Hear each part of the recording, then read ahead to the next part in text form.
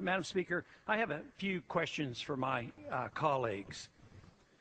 What if our foreign policy of the past century is deeply flawed and has not served our national security interests?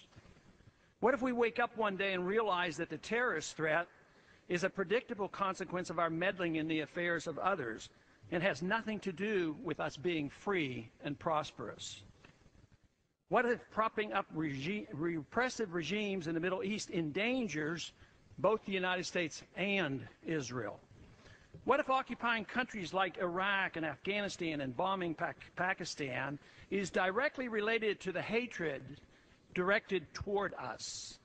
What if someday it dawns on us that losing over 5,000 American military personnel in the Middle East since 9/11 is not a fair trade-off for the loss of nearly 3,000 American citizens, no matter how many Iraqi, Pakistani, and Afghan people are killed or displaced?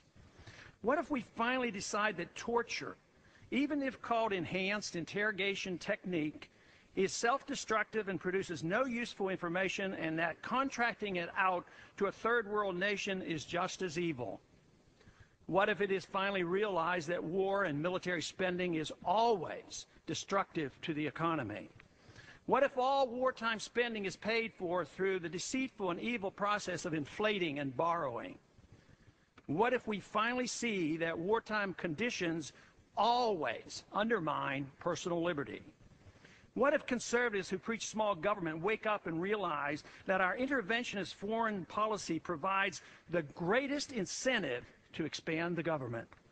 What if conservatives understood once again that their only logical position is military intervention and managing an empire throughout the world?